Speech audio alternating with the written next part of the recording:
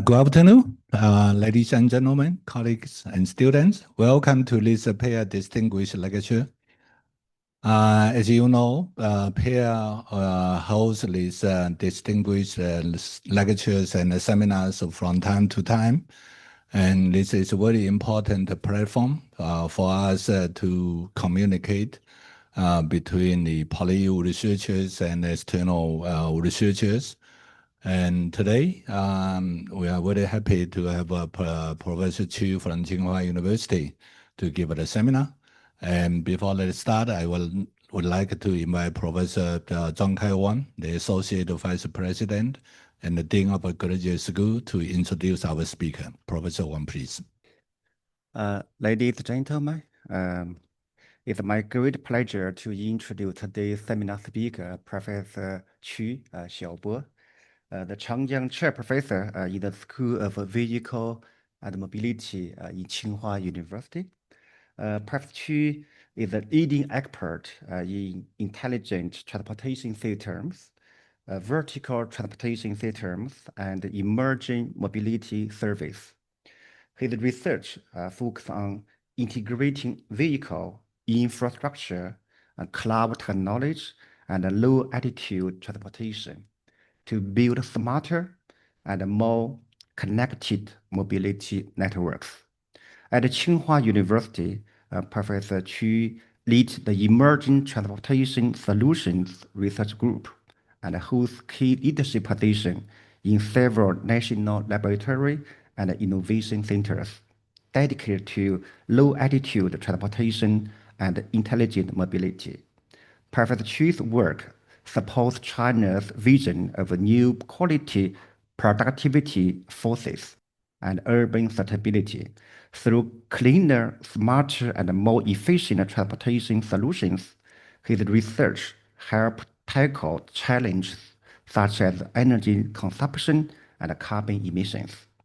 Ladies and gentlemen, please allow me to highlight two examples of Professor Chu's teamwork. First, as transportation moved to the era of 3D mobility, Professor Chu's team, together with industry partners, developed the world's first electrical modular flying car with compound wing, 全球首款复合材料机翼电动模块化飞行汽车 quite long. This vehicle offers an exciting vision of future point-to-point air travel, and perhaps one day, instead of booking an Uber, we can simply book an air taxi. Second, Professor Chu's team developed an award-winning demand-responsive bus dispatching platform. I think in Chinese it's 响应式需求公交调度平台. The system uses real-time data to match service with passenger demand and has been successfully deployed in Zhuzhou city in Hunan Province. Professor Chu is a member of Academia Europaea, or the Academy of Europe, and a fellow at the PolyU pair. His visionary research helped turn forward-looking mobility concepts into practical solutions, building intelligent, sustainable, and people-centered transport system that will define tomorrow's cities. Without further ado, ladies and gentlemen, please join me in welcoming Professor Chu to give us a talk. Thank you, Professor Wang, for a very nice but a very lengthy introduction on me. Very good afternoon, everyone. It is such a great honor to be invited to visit PolyU again after quite some years. My first public seminar with PolyU was held in 2018 when I was about to join Chalmers University of Technology in Sweden. At that time, Professor Wang, Shuan Wang, is one of my closest collaborators throughout the past 20 years. My second time of delivering a public seminar in PolyU in 2022 when I relocated back from Sweden to Beijing to join Tsinghua University to establish the emerging transportation group in Tsinghua University. During the second seminar, I introduced a few plans that we are going to work on. And this is my third time to deliver a public seminar in PolyU. And today, basically, what I'm going to do is to introduce what we have done in the past 4 years from 2022 until now in the area of emerging transport. I will share my thought with future transport, including autonomous driving, including cloud control, as well as transport verticalization, the low altitude verticalization, that's flying vehicles. First of all, I would like to take this opportunity to advise a little bit about my institution.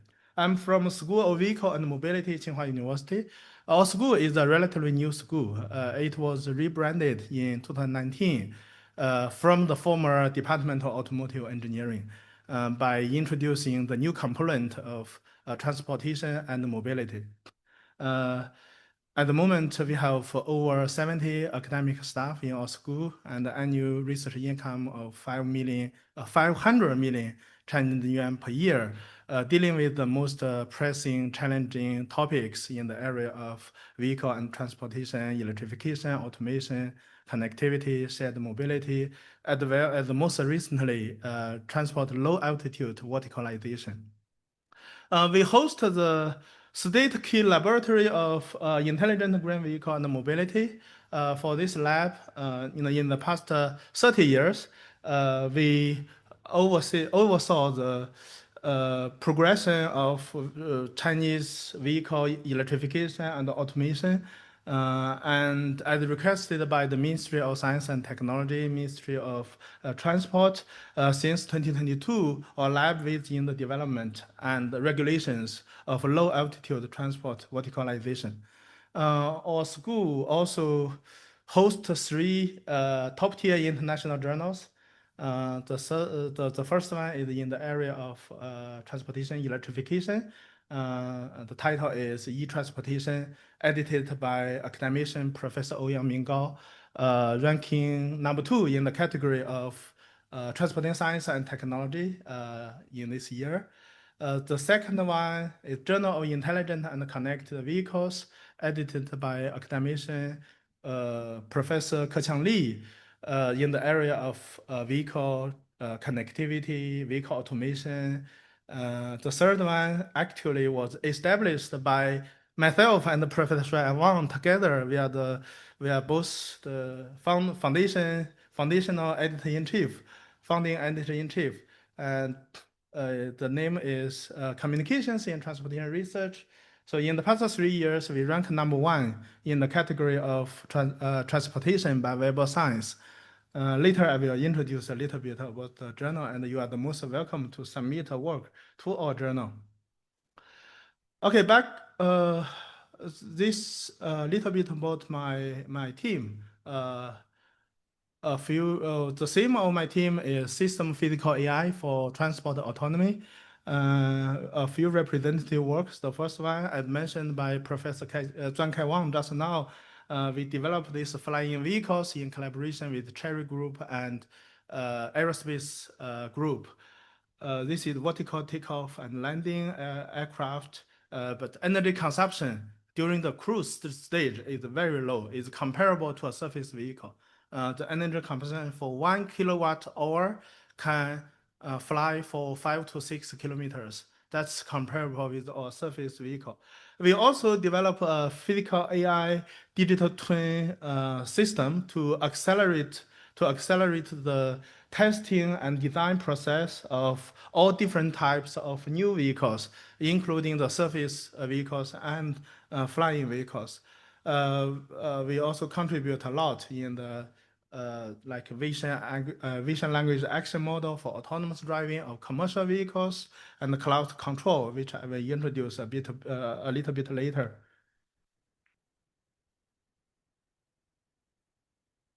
Okay, this is the system physical AI for transport autonomy, or basically the theme of our research.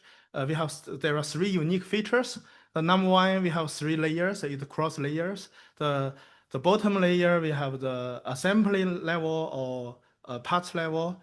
We are working together very closely with our industry partners, for example, Pangood for the electric motor and NRB for the bearings, in order to make autonomous driving possible, make the action, the vision language action, the action possible to deal with the second problem, the virtual real-time alignment problem.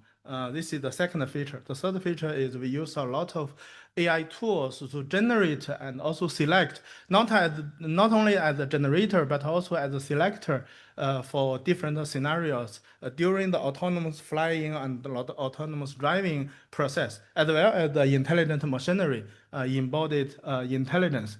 As long as we have multiple different types of vehicles working together, that's for swarm intelligence. That's in the system level. So we have 3 levels, the parts level or assembly level, and contribute to the vehicle level for autonomous driving and autonomous flying. And that's a single vehicle level. If we have multiple vehicles working together, that's swarm intelligence, that's the system level. This is the logic for the research group, the theme of logic or research group. Back to today's topic, I will start with a more general picture regarding the most fundamental problem of urban mobility system. The most fundamental problem is the asymmetry or imbalance between the demand and supply. Because demand is changing all the time. We have morning peak hour, a lot of traffic. We have afternoon peak hour. We have low demand period during night. But supply will be provided by infrastructure plus a combination of infrastructure, cloud, and the vehicles. So during the morning peak, a lot of traffic. If we want to accommodate those traffic, if cloud computing is not enough, we can allocate more resources. We can allocate more computing resources during the morning peak. That's not a problem. If we are lack of vehicles, we can allocate more vehicles because a lot of vehicles are currently parking in the car parks. But for the infrastructure, it's rigid. There is nothing we can do. During the morning peak, we need 5 traffic lanes to accommodate the traffic, but not possible. If you have 2 traffic lanes, that's 2 traffic lanes. Not possible to be converted in real time to 5 traffic lanes. Accordingly, throughout the past 30 years, 40 years of intelligent transportation systems, what we are going to do is to minimize the role of infrastructure and enhance the role of cloud and vehicles. Over the past 20 years, 30 years of intelligent development of intelligent transportation systems, we always wish to minimize the role of infrastructure because infrastructure is rigid, and we want to enhance the role of vehicle and the cloud. So in the following, I will use a few examples of increase the role of cloud, increase the role of vehicles, or minimize the role of infrastructure in order to make our transport system better. So the most direct way is to promote public transport because for one public transport can accommodate 9 to 20 passengers. Accordingly, the burden to infrastructure is much lower in comparison to passenger vehicles. And then the carbon rate per passenger will be much lower in comparison to the passenger vehicles. But our current public transport system, we are suffering from a few drawbacks. Number one is a very long journey time because we need to stop at each and every station, even if nobody is alighting or nobody is boarding. And in order to cover a big range of area, we increase the nonlinear coefficient of bus route. The second issue is transfer. If we want to, according to our data in Beijing, 41% of trips need transfer to complete our journey.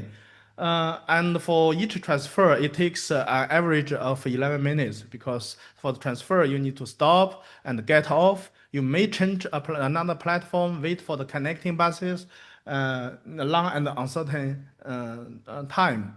So accordingly, we need to improve the current practice in order to increase the market share. Basically, what we are doing for the first study is to develop a smart brain, the cloud system, in order to have the benefit of both traditional public transport and also the ride sourcing platform. Basically, our best hope is to have a travel time transportation mode that's with a travel time similar to a taxi, point to point travel time, taxi similar to a taxi, while its cost and the carbon rate and the burden to infrastructure is comparable to a traditional bus by using a smart cloud operational platform. So I will, for this audience, most of you guys are not from the area of vehicle engineering or transport engineering. So I will use three very illustrative examples to introduce our idea. Basically, the left-hand side, the base scenario is the current Uber pool system or Didi pool system. So you have one vehicle to pick up a few passengers at a different location. Accordingly, you need to stop for multiple times, and you have a long detour. You have high nonlinear coefficient. And what we are going to do is to introduce. What we are going to do is introduce two innovations. The first one is we wish to allow our passengers to walk no more than 300 meters. To walk for no more than 300 meters in order to reduce the nonlinear coefficient, to have the most direct route from origin to destination. The second idea is to we allocate floating stations to gather the passengers nearby in order to minimize the number of stops from 3 to 1, based on this example. There are three components of this demand responsive microtransit. The module one is a network design. So how many floating stations in a zone and the locationing, the best optimal locations of each floating station. Floating station, that means you can only board and alight at any of those floating stations. The second module is the smart brain, the dynamic routing and scheduling, optimizing the route of flexible route of vehicles, and also the combination between passengers and the vehicles. The third one is the optimal redeployment of number of vehicles from one zone to another zone. Two innovations I mentioned just now. The first one is vehicle customer coordination. So we allow the vehicle to walk a little bit to the floating station, and based on the optimal calculation, the optimization, we allocate the second one, the dynamic flexible routing for each and every journey. We use a lot of AI-driven tools with self-learning and self-improving capacity. So this is the traditional digital twin system or system AI system. We have the user end, we have vehicle end, we have smart brain server. For the user end, we submit the request or origin or destination or final destination or current location. And we have the driver end, we have optimal plan and the locationing information and the speed information and vehicle dynamic information to the cloud in order for the smart brain to calculate the best best possible route position and passenger route from their current location to the floating station. The logical architecture, we have interfaces between the user end and smart brain and the driver end. From smart brain, we developed the user app and the vehicle app. And we use a lot of AI tools to accelerate the calculation because this is a very complicated problem. We have a lot of pre-training in order to have calculations, the result in real time. We developed the algorithm in collaboration with Professor Wang It's a large-scale online optimization problem. We reduced the computation time to only 5% in comparison to the commercial servers.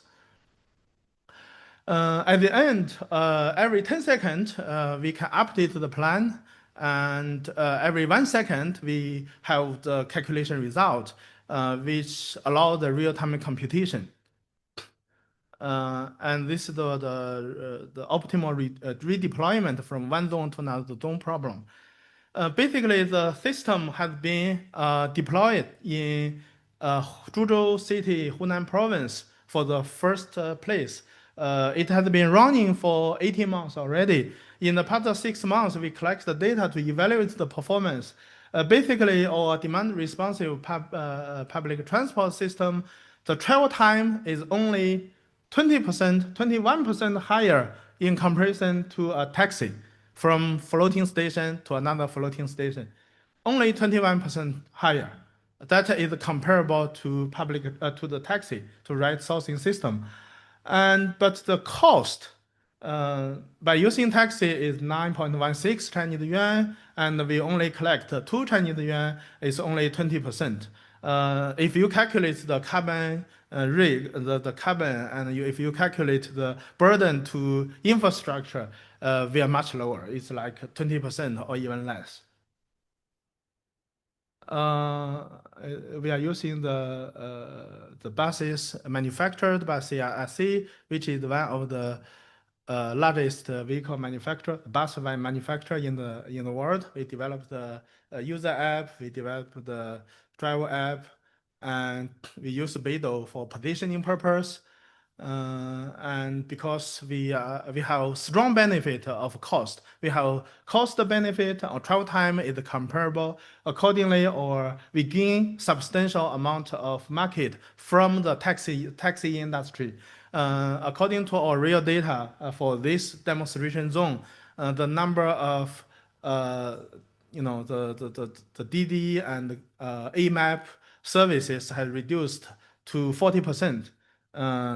After launch of our system, and the annual revenue, the daily revenue has been increased for 12 times during the weekday, 24 times during the weekend, the highest day 36 times, which allow a positive business model for the public transport operators. And after that, we have been deployed in another 5 cities in China, and in the following year, in collaboration with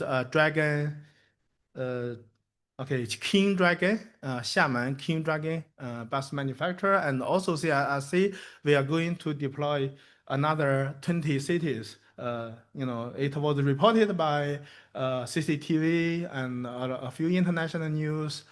This the several other places have been launched in the past 6 months. This is number 2, number 3, number 4, number 6, and number 5. Okay, for the first case study, basically what we are doing is to increase the role of cloud.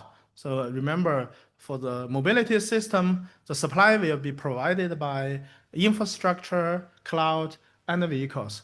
For the first case study, we increased the role of cloud in order to make our transportation system better. The second case study, we are going to use autonomous driving technologies to develop new types of vehicles. It's something in between passenger vehicles or a minibus and a train, in order to enjoy the benefit of both, to increase our capacity. The second example, we are developing a new new types of vehicles. So we have done a lot of works for the autonomous driving based on the scenario generation and end-to-end vision language action model. In that process, we develop a technology for the very precise control. We allow the vehicles can be connected and all disconnected while in motion, like what we have done for this vehicle, the first 3 ones. This is also a collaboration with CRSC. Basically, the vehicles can be connected via motion, can be disconnected via motion. Accordingly, if somebody want to get off, you can transfer to the last cabin by using the autonomous driving technology to get rid of the last cabin, and the last cabin can use the demand responsive model as I introduced just now to distribute and collect new passengers. Accordingly, from one zone to another zone, you never need to stop. It's a train system. You never need to stop. Only if somebody arrives at the final destination, nearby the final destination, you transfer to the last cabin, and then you get rid of the last cabin by using the demand responsive technologies to distribute the passengers and collect new passengers. This is like what this diagram is showing. From origin to destination, only the first several kilometers and the last several kilometers, you have some stops. Anything in between, never stop. When you arrive at your final destination, you transfer all the alighting passengers to the last cabin by using autonomous driving technologies to get rid of the last cabin and use the demand responsive model to distribute those 1, 2, 3, 4, 5, 6 alighting passengers, and that's 8 boarding passengers. And you can use the demand responsive model to calculate the floating station. So you only need to stop for 3 times. The first time, 3 passengers will get off, and 1 passenger board. And the second floating station, 2 passengers, 2 alighting passengers, 3 boarding passengers. The third floating station, 1 alighting passenger, 4 boarding passengers. As soon as you collect all those passengers, and then you can arrive at the main corridor and connect to the train system. So the second example is basically we develop a new types of vehicles for increasing the future infrastructure capacity. Accordingly, the role of vehicles will be enhanced. The relative role of infrastructure will be minimized. So the third example is basically the ultimate solution. The ultimate solution, as I introduced just now, we have urban mobility system. The supply will be provided by cloud, infrastructure, and vehicles. We want to minimize the role of infrastructure. So which types of transportation mode will have the lowest requirement for infrastructure? That's flying, right? Because for fly, it's a water road from one location to another location. We do not need to construct the physical infrastructure. We only need to have water infrastructure, water road. So accordingly, the urban area mobility leverages water air road network to reshape the resources allocation, overcoming the physical constraints of traditional infrastructure. However, the low altitude flying is not new. In 1939, we have helicopters already, but helicopters never became a mainstream choice for commuting purpose. At the moment in China, in such a large country, we only have 800 civilian-used helicopters. Why? Only 800. It's not an industry at all. Why? Because you only have 1 propeller, you only have 1 engine. So the reliability level need to be as high as 10 to the power minus 7, 10 to the power minus 8. You only have 1 propeller, you only have 1 engine. So the system reliability equals the parts reliability. Thanks to the recent development of electric vehicles. For the electrical vehicles, we have a distributed control. Take a look at our flying vehicle. For this example, we have 8 rotors, right? We have 8 rotors. For each rotor, we have 1 electronic motor, and they are running independently. So they are running independently, they are distributed control. Accordingly, even if one of them is not working, you see the second row, the third one is not working right now, right? I turn off the second row, the third one, we turn off or turn off.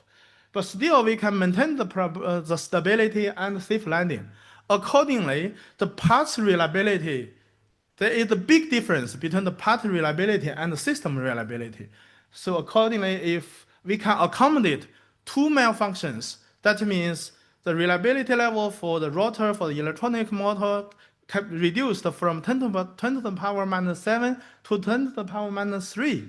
That's vehicle level. That's a surface vehicle level. That's not the aircraft level. That's a surface vehicle level. If we can use a supply chain system of electrical vehicles, the cost will be much lower. It's only 5%. It's 5%, 1/20th of aircraft, of a helicopter.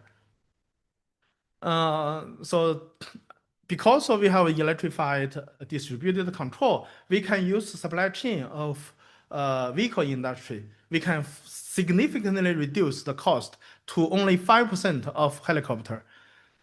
According to the estimation by BCG and Rolandberg, the flying vehicles, two-seater or three-seater flying vehicles, the cost will be reduced to $150,000, or according to all estimation, will be 500,000 to 1 million Chinese yuan per flying vehicle.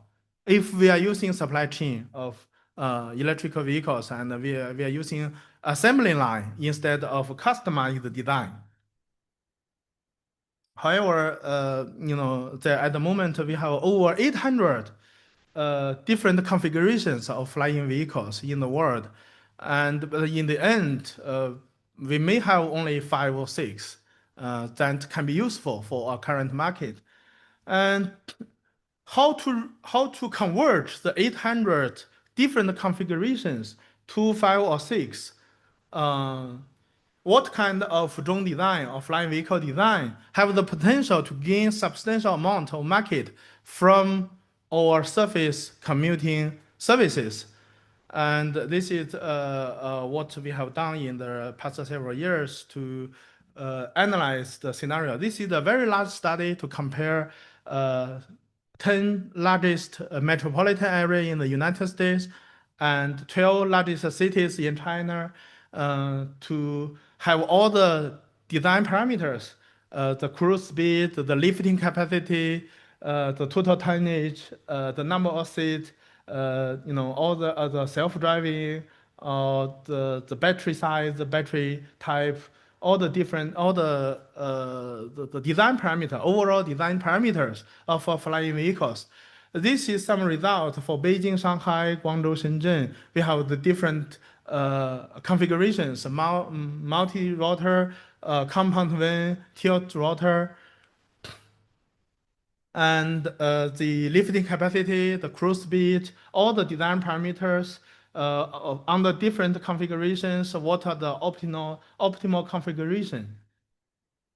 And we also conduct a study of Guangdong, Hong Kong, Macau, Bay Area. As we all know, we have 5 large airports in this small area. We have 13 large train stations in this small area, but the connectivity between different interchanges are not good enough. It is very rare for somebody to arrive at Shenzhen Airport and go to Nansha North for the connecting trains. If we can connect all those interchanges by using flying vehicles, by using different types of flying vehicles. If the distance is short, as I mentioned just now, you use the multi-rotor. And if the distance is 25 to 70 or 80, we use a compound wing. If the distance is long enough, like 100 between Guangdong and Shenzhen, we use the tilt rotor.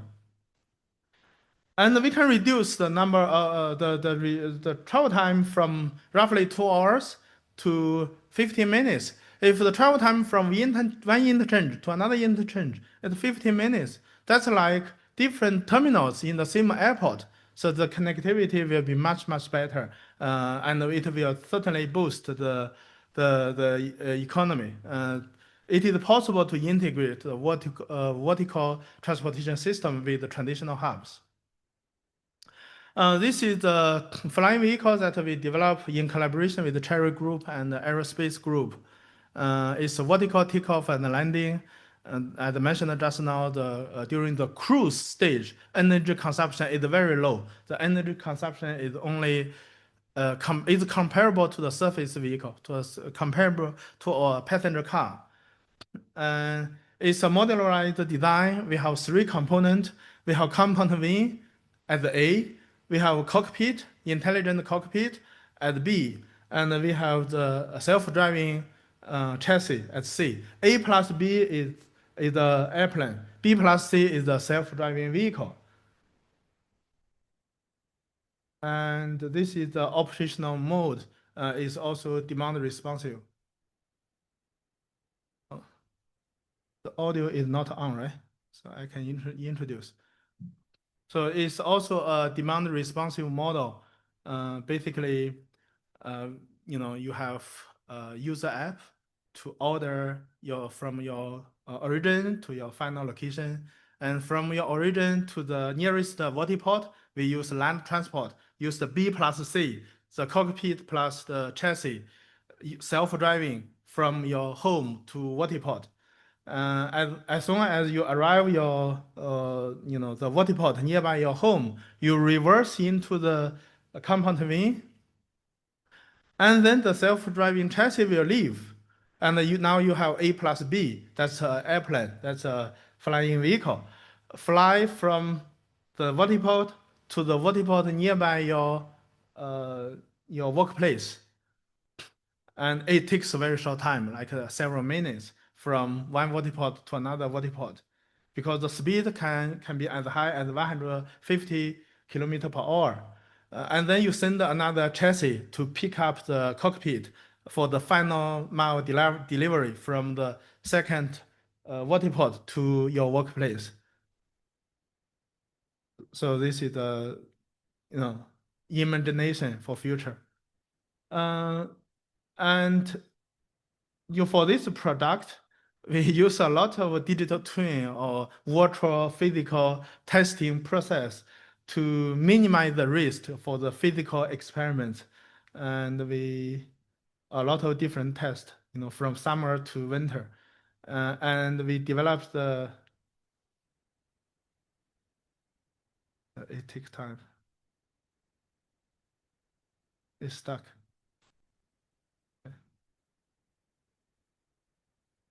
Many videos.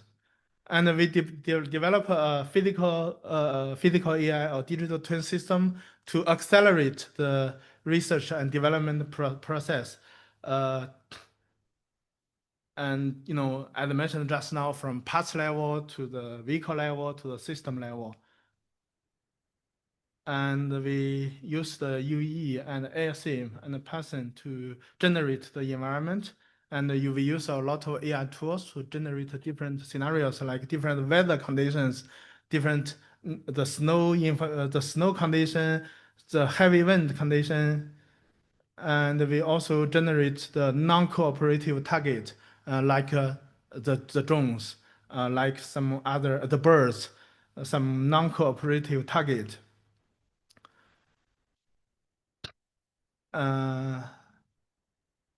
And we generate different wind conditions. This is another work at system level, the terminal management system or the vertiport system. As we can imagine, in future, in the vertiport, the takeoff and the landing, that will be the choke point for flying vehicles. That will have the highest density. Accordingly, we develop a safety management system for the terminals, and we consider the third-party risk on the ground, and we also consider the vertiport topology and operational rules, and so basically we simplify the current aviation process. That's a 5-stage, and to the only 2-stage in the terminal management of flying vehicles, in order to minimize, to increase the capacity while maintain the safety benefit. This is the system that we developed for the terminal airspace management. It's like this is choke point. It's similar to traffic signal, the signalizing intersections. We developed a system with green and black, that's green signal, and the red signal in order to allow a vehicle to land and allow vehicle to take off or disallow the vehicle to land and take off. If in case we have some issues, we also developed the real-time conflict resolution protocols to minimize the risk. The system has been implemented in a general aviation airport of Chongqing City. The first one is a sandbox in our lab. The second one is a general aviation airport. We convert the general aviation airport in Chongqing to a flying vehicle validation or verification airport. So there are videos you can, the aircraft management, you can click the button. The other three as well.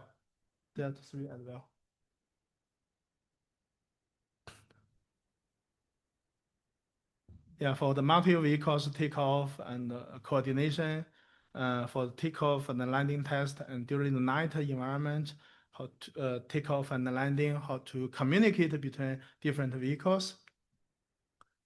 Okay, to summarize today's talk, and basically, I start with the most fundamental problem of transportation system, because our urban transport faces a core mismatch between dynamic changing supply, dynamic changing demand, and stable supply. It's a mismatch. In the past many years, we consider not possible to resolve. And we propose 3 solutions. The number 1 is to increase the role of cloud, to have a smart brain in order to better coordinate the vehicles. That's kind of swarm intelligence. And that's what we have done in the past many years for the intelligent transportation systems. The second solution is to develop new types of vehicles. For example, autonomous driving. Autonomous driving that allows the vehicles, the time distance between one vehicle to the successive vehicle only 1 second or even less. That increases the capacity. But for this example, what we are proposing is to have a physically connected platoons by using autonomous driving system to allow the vehicles to connect and disconnect via motion in order to minimize the number of stops or even reduce the number of stops to a very small number. But for the traditional bus, for each and every station, you need to stop. But for this system, you only need to stop 1 or 2 times during the first 2 kilometers and 1 or 2 times during the last 2 kilometers. Accordingly, we increase the capacity, we improve the level of service. And the ultimate solution for future is the flying vehicles, because the flying vehicles have the lightest infrastructure requirement, freeing transport from the ground infrastructure limit, and can have the potential to fundamentally resolve the supply-demand mismatch. That is the fundamental problem of urban transport. So at the end of my presentation, I would like to advertise my 2 journals. This is the journal that I mentioned just now, launched by Professor Shuan Wang and myself in 2021. At that time, we have been collaborating with Elsevier. And 2 years later, the journal was indexed by SCIE and SSCI with the highest impact factor in the category of transportation by Web of Science. I think our first impact factor is 12, right? The first one is 12, and the second one is 14.5, and third one for this year is 12.7. The reason we have reduction from 14.5 to 12.7 is change the platform. and we changed the for the first 4 years, we collaborated with Elsevier, and since this year, we you know we didn't renew the contract with Elsevier, and we go back to the Tsinghua University Press to publish with Tsinghua University Press, as requested by the Ministry of Science and Technology, and also this is our willing as well.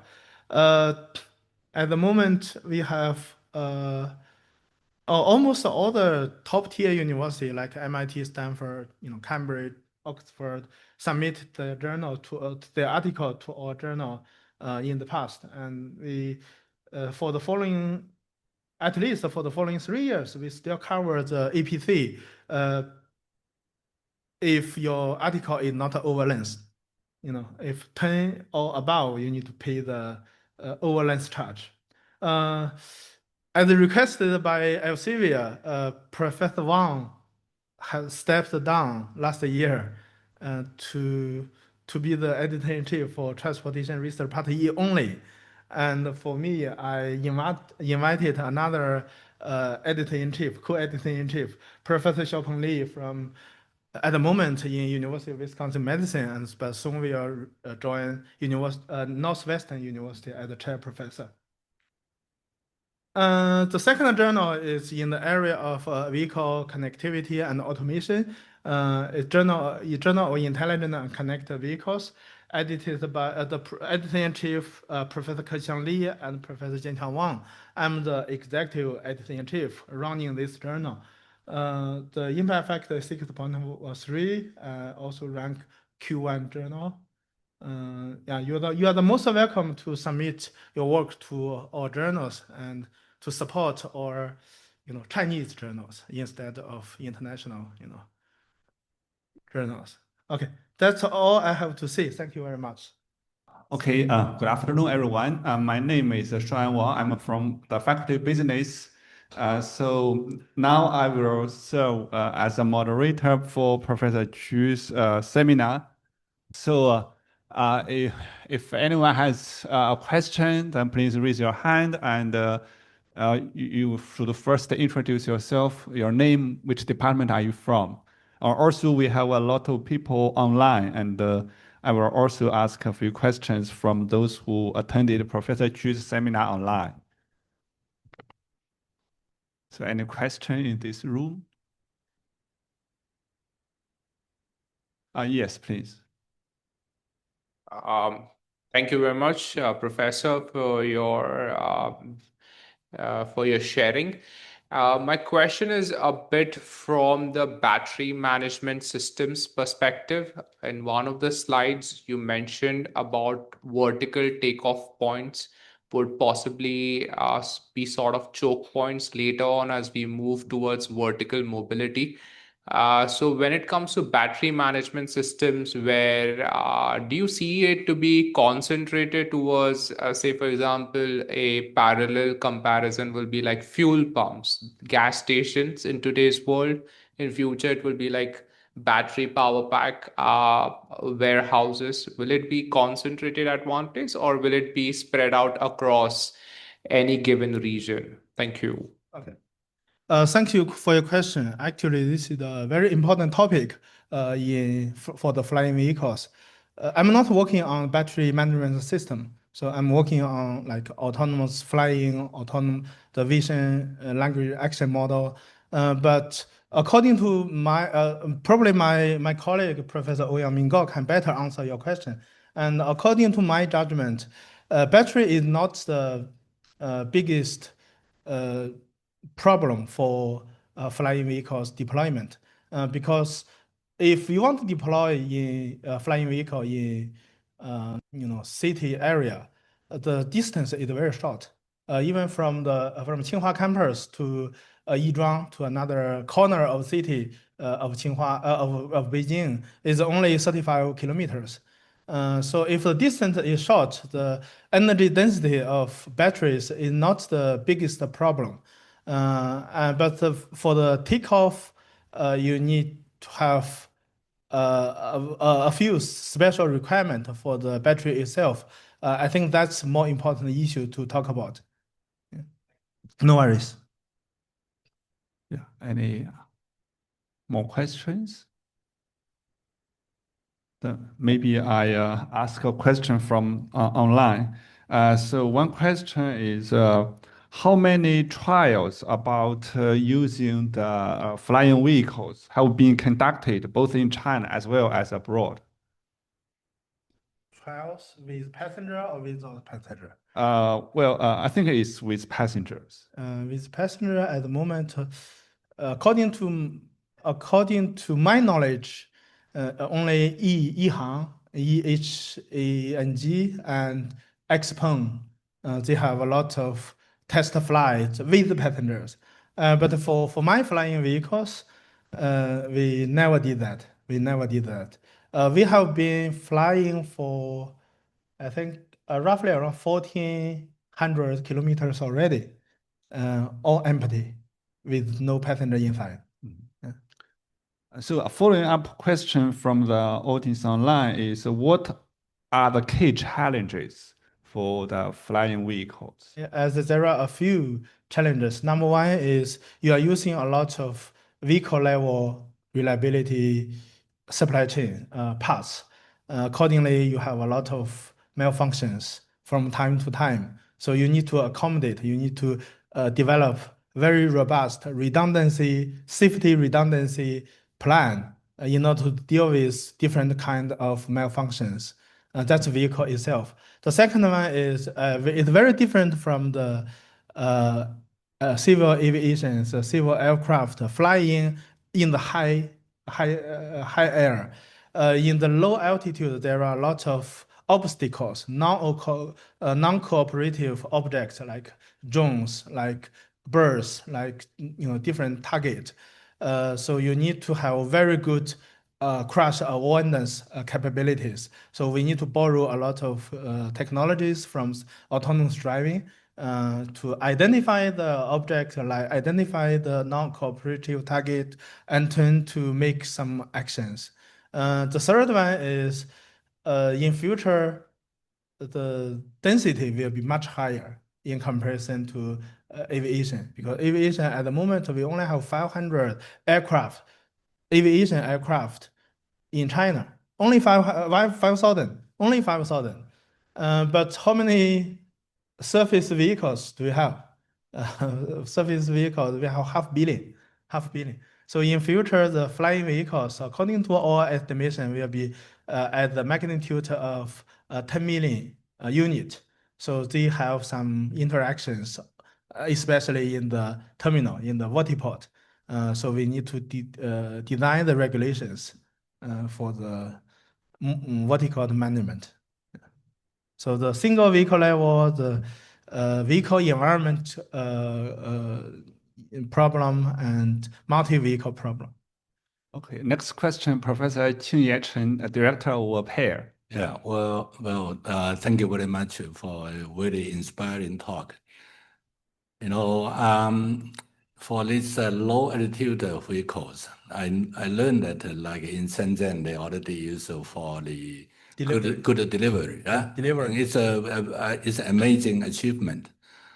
But I also think about if you have more vehicles in the future, then you have a very limited time and space for maneuver, and especially when you fly in very low altitude. For example, if you let's say a small antenna, for example, very tall antenna, but very small. Yes. And then you probably cannot identify, and that will be a big issue, because if the vehicle hit the antenna, then probably hit somebody on the ground, right? That's one thing. On the other hand, now the weather is not very stable. A lot of suddenly big gust of wind and so on. Yes. And then if you look at the fluid mechanics point of view, you get this big turbulence, and then the vehicle stability is also an issue. So how do you see that's a solution for such a type of problems? Okay, these are very good questions. So for the question number one, The capacity of flying vehicle of our air will be, according to the estimation by us and Chinese Chinese aerospace group, is only 2 to 3%, maximum 5% of land transport. It's certainly not the scale, not at the scale of land transport, surface transport. So we can accommodate, or air, we can accommodate 3% roughly for the flying vehicles. That's not a problem. For the second problem, that's what we are, researching on. The vision, language, action, or different models in order to better identify the non-cooperative target or some target very difficult to identify in order to minimize the risk, as you mentioned just now. That's for the GAST. We also developed the digital twin system to accelerate the testing process. We have all the different types of GAST to generate in our simulation system, and we developed the flying dynamics, flying control algorithm in order to minimize the risk of crash. Yeah, I mean, if you look at the autonomous driving, right, it's only two-dimensional, and then you already have a lot of data available, images, and so on, and then you can have a different type of radar or whatever, but it's still not very safe, right? We often heard from time to time there's a crash or whatever. So I think at least a three-dimensional aircraft will be even more challenging. Yeah, but the distance between one aircraft with another aircraft can be as high as 150 meters. That's very different from the autonomous driving. Autonomous driving from one autonomous vehicles to another to the successful vehicles only 0.8 second. That's like less than 10 meters or 10 meters, around 10 meters. So that's a different scale, 150 meters and 10 meters. So we have reasonably enough redundancy between one aircraft with another aircraft.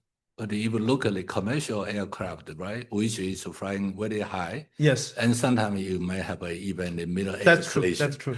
That's like a Japanese airline. Yes, a few days ago. Right. Yeah, and then you can think you have in the cities, you have buildings, bigger towers or whatever. Then it becomes that's true. That's true. For the buildings and towers, they are stationary objects. That's easy to deal with. The moving, dynamic, and non-cooperative target, that's the difficult problem we need to solve. Thank you. No worries. Any questions? Yes.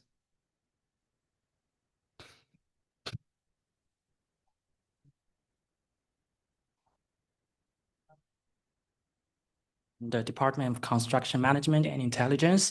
I'm currently doing public transit, the transfer quality, and the interactions with the street level environmental perception.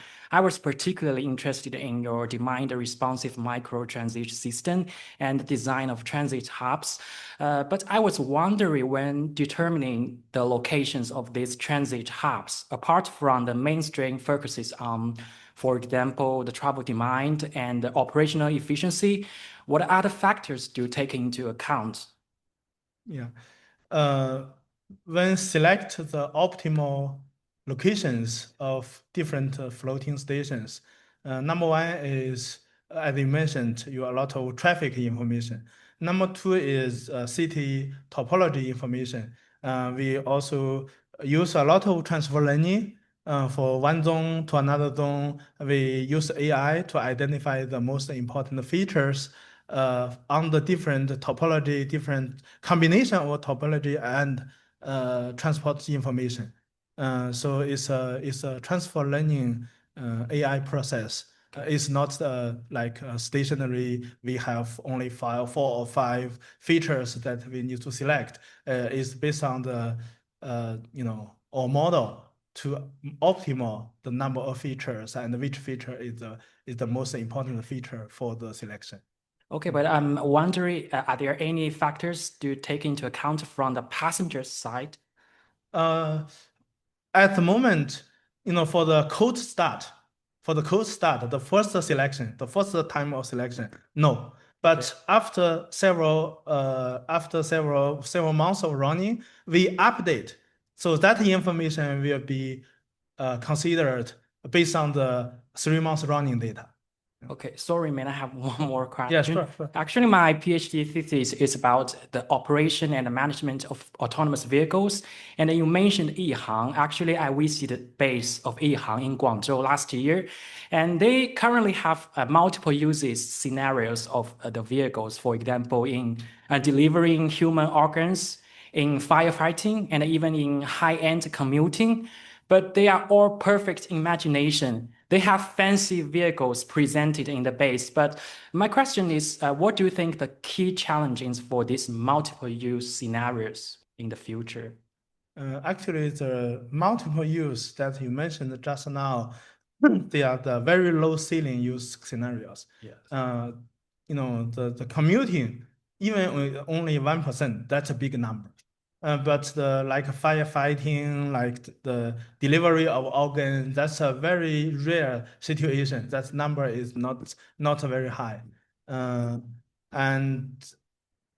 the delivery of organ, you do not need such a big Yihang 216. You need a small drone that will be more than adequate to deal with the organ delivery. Okay, thank you. No worries. Yeah. Any more questions from the audience? Yes. Thank you very much for the presentation. My name is Daisuke Asumoto. I'm from Logistics Department of PolyU. And then I would like to ask quite a basic question. Like, as you presented on-demand vehicles, I'm wondering the relationship between the conventional mass transit, I mean stable supply, and on-demand vehicles, just you mentioned. So like, for example, like in the future, like will the conventional transit be replaced entirely by on-demand vehicles, or they coexist in the cities? So that's my question. Yeah. In my judgment, they will coexist. For the long haul journey from one location to another location, the conventional bus have benefit. For a zone area like a 5 square kilometer to 10 square kilometers, for zone area, demand responsive will be much more efficient. So the shortcoming of a large bus or conventional bus is the number of stops. So if the number of stops is limited, or the number of stops to the next stop, the distance is long. So the conventional bus certainly have benefit. Okay, thank you very much. No worries. Yes, please. Hi, Professor Chu, and thank you for sharing. I'm Liani, and I'm from SFT. And I'm really curious about your solutions about the floating station and also the eVTOL. I found that it actually takes some effort from the consumers. For example, the passengers need to go to a station, and also they have to like transfer their 车厢 to the destination they want. So how to incorporate this kind of consumer's preference in your study? Yeah, that's a good question, because for the comparison that I mentioned just now, like the 9.16 Chinese yuan to 2 Chinese yuan, and the travel time of 21%, only 10 to 21% higher. That's actually is not an apple-to-apple comparison, because if you want to take a taxi, you do not need to walk. But for all solutions, you need to walk no more than 300 meters. But in reality, walking for a short distance is good not only for health, but also, to consume your time, right? That's not a bad thing, but we need to work together with like a social scientist or psychologist to measure the pros and cons of these 300 meters, or how to identify the 300 meters or 200 meters. Yeah, that's a good question, because we are comparing from floating station to another floating station. So that's not exactly the same with the taxi scenario. The taxi scenario is from your current station to your final destination. You do not need to walk at the very beginning. You do not need to walk at the very end. Yeah.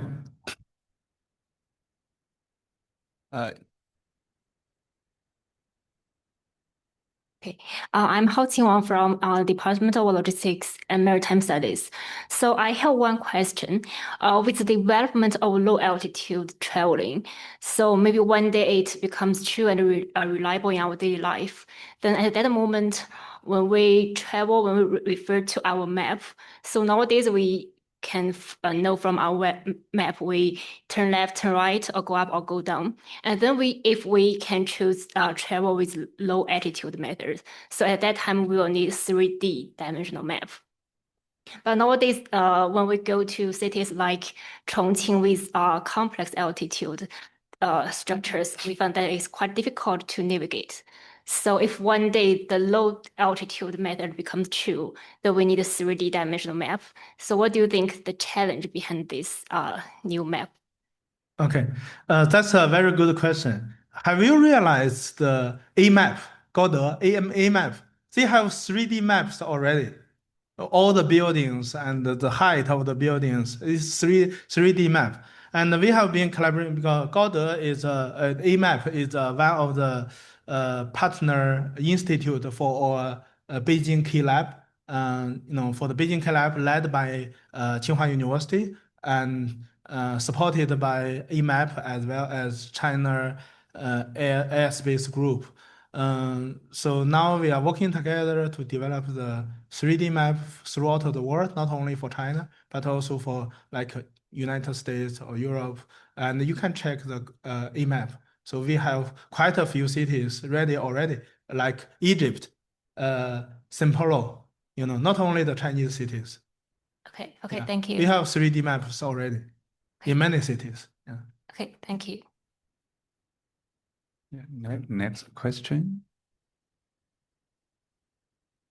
Okay, there is one more from the internet.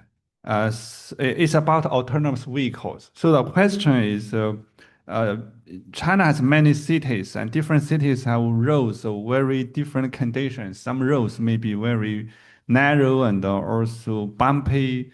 So in this case, do the cities need to improve their road conditions for using autonomous vehicles or not? And if yes, how can we balance the cost of improving the roads? According to my judgment, the reason why we developed the vision language action model is to have a brain to identify the current situation and make the judgment instantaneously, instead of like the rule-based models at many self-driving technologies that in the past they can only have the high precision, high resolution or high definition map and other supporting environment in order to make autonomous driving possible. So I think it's certainly not the way forward.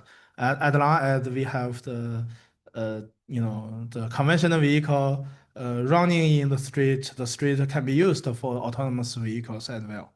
Okay, thank you. Any more questions? If no, I think the time is almost up. To express our appreciation to your talk, Yes. we make this a special souvenir for you with your name and the title of your presentation. Okay, thanks a lot. And I also wanted to say thanks to all of you to be here. And for those who ask questions, I'd like to express my special appreciation. And for those online, we will encourage you to attend the pair seminars and lectures in the future. So please keep yourself tuned for our future announcement. Thank you very much. And this seminar is adjourned. Thank you.